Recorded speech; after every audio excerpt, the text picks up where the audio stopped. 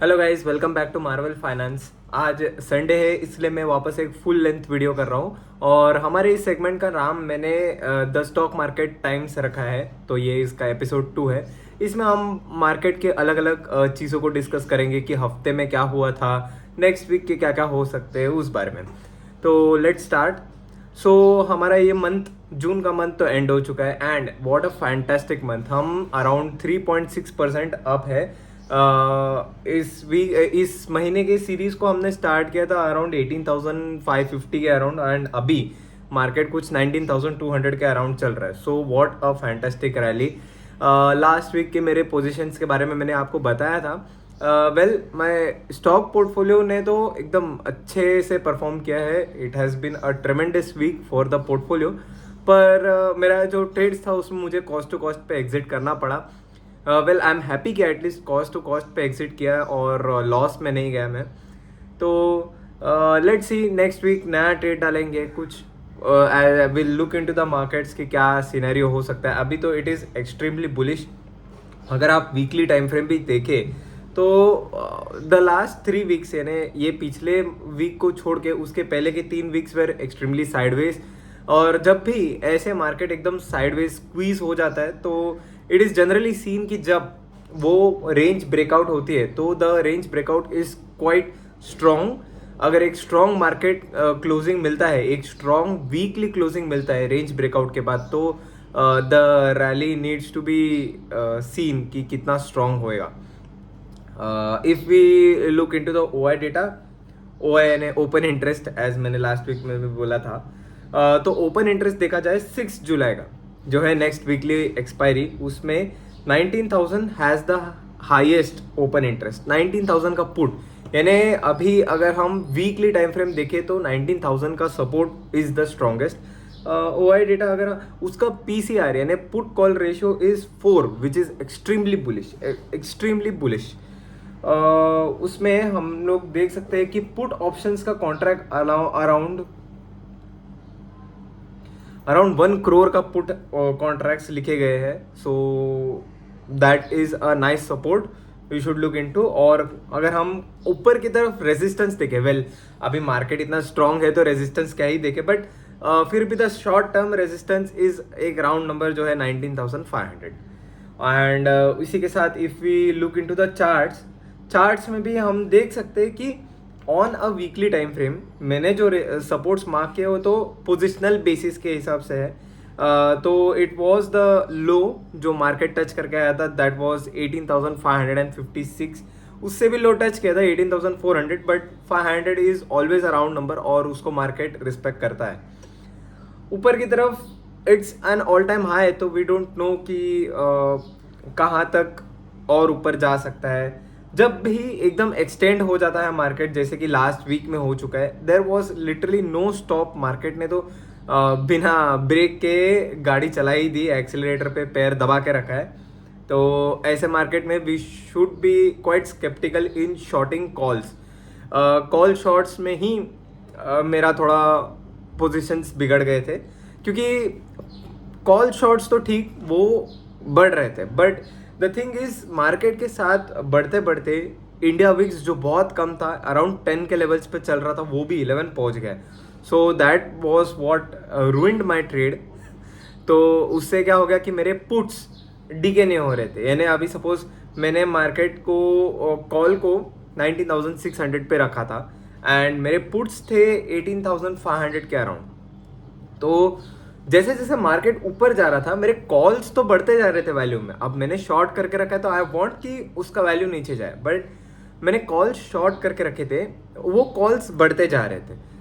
Fine, कोई issue नहीं, but मेरे जो पुट्स मैंने बेच रखे थे वो उसके अकॉर्डिंग टू डिक्रीज नहीं हो रहे थे। तो दैट वाज एन इशू कि एक साइड से मेरा लॉस बढ़ते जा रहा था, दूसरे साइड से कंपेंसेशन आ नहीं रहा था। तो व्हाट आई डिड, मेरा जो पहले के वीक का गेम्स थे उसको मैंने थोड़ा लगाया था दाव पे एंड उसके अकॉर्डिंग मैंने फिर कॉस्ट टू कॉस्ट में जैसे ही मेरा होने लगा कि ये लॉस और बढ़ सकता है तो आई एग्जिटेड। कोई हम ट्रेड करते हैं, मेरा पोर्टफोलियो अच्छा कर रहा है, आई एम हैप्पी। तो इसी के साथ इसे हमें SGX जो था, जो अभी बंद हो चुका है, एज मैंने अपने एक अर्लियर वीडियो में इसके ही पहले वाला एक वीडियो बनाया जिसमें मैंने SGX के बारे में डिस्कस किया। जो SGX सिंगापुर एक्सचेंज में जो हमारा निफ्टी का फ्यूचर्स ट्रेड होता है वो अभी सस्पेंड हो चुका है। सो अभी इसके लिए हम गिफ्ट निफ्टी देखेंगे।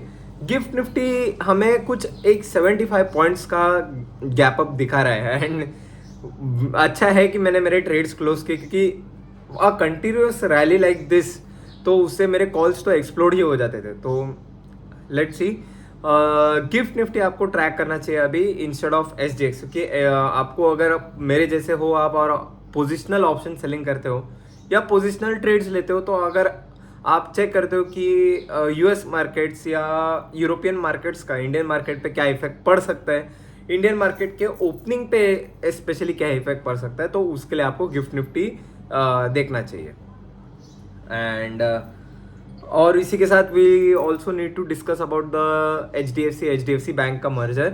अराउंड आई गेस 22 HDFC के शेयर्स को आपको 44 HDFC बैंक के शेयर्स मिलेंगे। It was something like this, क्योंकि मैंने तो सिर्फ HDFC बैंक के शेयर्स है मेरे पास, तो I am not quite acquainted कि कितने रेशियो में मिल रहा है, but the merger seems to be a good proposal.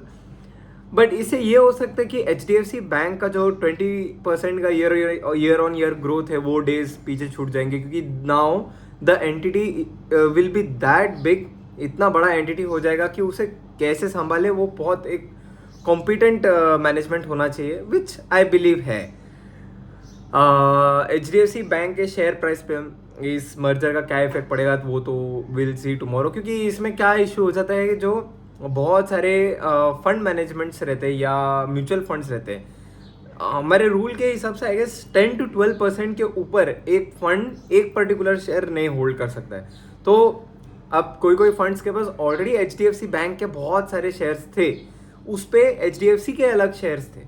So let's imagine an example, अगर मैं एक फंड हूँ और मैंने 8% होल्डिंग रखा है HDFC बैंक का और 8% रखा है HDFC का, तो अब वो रेशियो बिठाकर ऑब्वियसली मेरे 10 इसके ऊपर तो बढ़ ही जाएंगे, 10% के ऊपर तो HDFC बैंक के शेयर्स बढ़ जाएंगे। तो आई हैव टू मैनेज उस हिसाब से कि मेरा जो नए होल्डिंग्स के साथ HDFC बैंक का पोजीशंस रहेगा वो 10% तो हो, यानी जितना मैक्सिमम लिमिट हो उसके अंडर है। So but I guess institutions है and obviously they get the information well before us amateurs, तो उन लोग ने तो वो मैनेजमेंट पहले से ही स्टार्ट कर लिया, and that is the reason in my opinion कि HDFC बैंक इतने टाइम से परफॉर्म नहीं कर रहा है। एक दिन जब वो न्यूज़ आई थी कि HDFC और HDFC बैंक का मर्जर होगा, that day HDFC bank had I guess 13% से शूट अप हुआ था और HDFC कुछ 8% के अराउंड शूट अप हुआ था। सो ये एक इम्पॉर्टेंट फैक्टर है जो हमें देखना चाहिए। प्लस और मार्केट्स के बारे में क्या बोले हम, बैंक निफ्टी वगैरह तो मैं इतना ट्रैक करता हूँ नहीं। Bank nifty was a bit sideways नहीं, यानी वो भी थोड़ा बुलिश ही था, but as compare to nifty जितना स्ट्रेंथ तो नहीं दिख रहा बैंक निफ्टी में, obviously because of this merger and all का इशू। तो और HDFC बैंक का सबसे बड़ा होल्डिंग वेटेज है इन बैंक निफ्टी, तो इट इज़ रीजनेबल कि ऑब्वियसली थोड़ा सा कम स्ट्रेंथ रहेगा। And also I am planning ये ट्रेडिंग ये महीने में आई चेंज थोड़ा सा how I the way I trade. मैं ज़्यादातर वीकली पोजिशंस नहीं लेता हूँ ऐसा नहीं, बट आई फील कि मंथली को मैनेज करना थोड़ा इजी रहता है। But the VIX is so low, यानी वापस विक्स फ्राइडे को गिर गया था एंड वापस 10.8 के अराउंड चला गया इंडिया विक्स। तो इससे ये हो जाता है कि मुझे अब आयन कॉन्डोर्स वगैरह डालने को थोड़ा प्रॉब्लम हो सकता है। So I would much rather prefer कि मैं एक कैलेंडर स्प्रेड्स या वर्टिकल जो हॉरिजॉन्टल स्प्रेड्स रहते हैं वो डालूँ, जिसमें हम ये एक्सपायरी का ऑप्शंस बेचते हैं और दूसरे एक्सपायरी का ऑप्शन बाय करते हैं। इससे क्या हो जाता है, क्योंकि आई विल एक्सप्लेन कि वाई कैलेंडर स्प्रेड्स। कैलेंडर हम जो आयन कॉन्डोर बेचते हैं, so iron condor is a vega negative trade.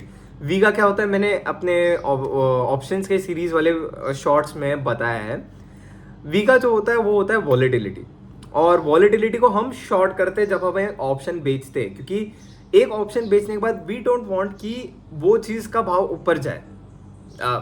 Obviously वो फ्लक्चुएट तो होगा, बट वी डोंट वांट कि वो भाव ऊपर जाए।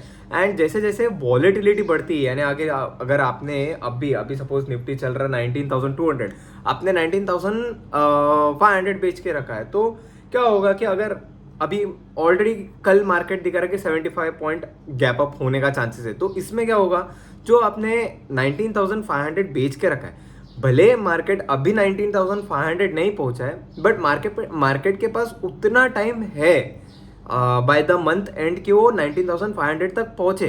तो उससे हम जो ऑप्शन सेलर्स रहते हैं, नए ऑप्शन सेलर्स है, अभी मैंने तो पोजीशन लेके रखा है, जो नए ऑप्शन सेलर्स रहते हैं दे विल ट्राई कि वो एक हायर प्राइस पे बेचे, क्योंकि अब रिस्क बढ़ रहा है। सो इन शॉर्ट हमारी क्या हो गई, वॉलेटिलिटी बढ़ गई। तो जैसे हम एक ऑप्शन को शॉर्ट करते तो हम एक वीगा नेगेटिव ट्रेड में हो जाते हैं। एंड एक पॉइंट का वॉलेटिलिटी, 1% का volatility will cause a loss in our trade. तो इस चीज़ से बचने के लिए हम क्या करते हैं, नॉर्मली एक आयन काउंटर क्या रहता है, ये महीने का आपने या ये वीक का ये एक्सपायरी का आपने ऑप्शन बेचा है, और यही एक्सपायरी का दूर का ऑप्शन आपने बाय किया है। सो अभी सपोज 19,500 आपने बेचा है, 19,700 आपने बाय किया है, ये एक हो गया एक साइड का लेग आयन काउंटर का। आयन इसमें अपने कैलेंडर स्प्रेड में हम क्या करते हैं, जो 19,500 का अभी सपोज ये एक्सपायरी का हमने बेच के रखा है, तो 19,700 या आपको चाहिए तो 19,500 भी चलेगा, आप नेक्स्ट एक्सपायरी का बाय कर सकते हैं। तो इससे क्या हो जाएगा, ऑब्वियसली 19,500 ये एक्सपायरी का थोड़ा कम प्रीमियम मिलेगा, बट 19,500 नेक्स्ट एक्सपायरी में प्रीमियम ज़्यादा रहेगा जो आप पे कर रहे हैं। तो आपकी ट्रेड क्या हो जाएगी, नेट डेबिट ट्रेड हो जाएगी, यानी आपने मार्केट को पैसा दिया है, और जब भी आप मार्केट को पैसा देते हो तो उस सिनेरियो में आपका मैक्स लॉस आपने जितना पैसा दिया वो होता है। बेसिकली ऑप्शन बाइंग में हम क्या करते हैं, हम एक प्रीमियम देते हैं ऑप्शन बाइंग में, और वो ही हमारा मैक्सिमम लॉस होता है। तो हम जब भी एक डेबिट स्ट्रेटेजी क्रिएट करते हैं, जैसे कि कैलेंडर स्प्रेड, तो इसमें हमारा वीगा पॉजिटिव हो जाता है, क्योंकि जैसे ही हम एक ऑप्शन बाय करते हैं हम वीगा लॉन्ग स्ट्रेटेजी खेल रहे हैं।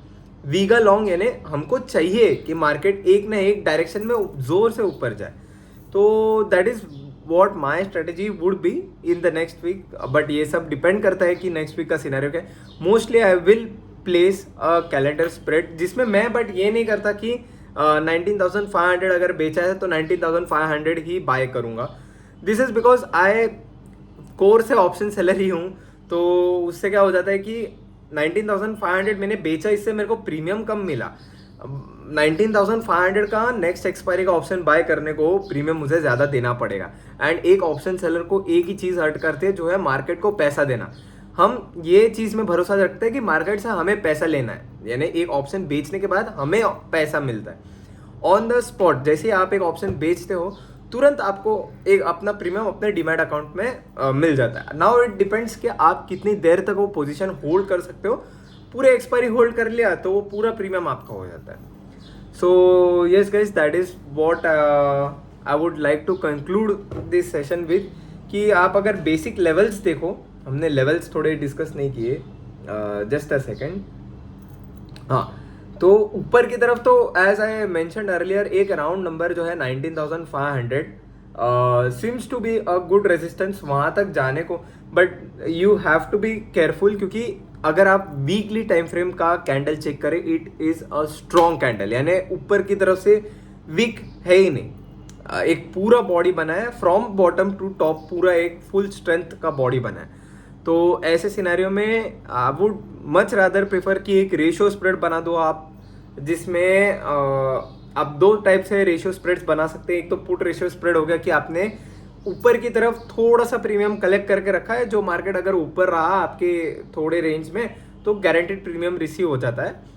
और दूसरा आप होता है कि कॉल रेशियो स्प्रेड बना दो, जिसमें रिस्क ये रहता है कि मार्केट बहुत ऊपर गया तो आपको लॉस होएगा, बट मार्केट अगर थोड़ा सा ऊपर आपने जो एरिया में रेशियो किया है, अभी सपोज मैंने 19,500, इफ वी से 19,500 का कॉल बाय करके एक लॉट, 19,700 अगर मैंने 2 या 3 लॉट बेचे हैं तो 19,500 वाली रेंज में मेरे को सबसे ज़्यादा प्रॉफिट होगा. सो ये आप स्ट्रेटेजीज यूज़ कर सकते हैं. ऑब्वियसली आप पहले सीखे कि ऑप्शन सेलिंग कैसे की जाती है. ये तो जस्ट एक व्यू है कि मार्केट में क्या क्या हो सकता है, मार्केट के इवेंट्स जो जो इफेक्ट कर सकते हैं, बस. So that was all for today's video. Thank you so much. आप अगर मेरी वीडियो को लाइक करें तो बहुत हेल्पफुल रहेगा. प्लस अगर मेरा प्रेजेंटेशन, तो मैं इतना ध्यान नहीं देता मेरे प्रेजेंटेशन पे, क्योंकि मुझे ये ज़्यादा ये नहीं होना चाहिए कि हाँ बहुत एडिटिंग किया उसके कारण मेरा टाइम ज़्यादा स्पेंड हो, क्योंकि मैं एनालिसिस वगैरह करने में थोड़ा बिजी रहता हूँ. सो आई होप कि आपको वीडियो अच्छा लगे तो आप सब्सक्राइब भी कीजिए. So thank you so much. See you next Sunday.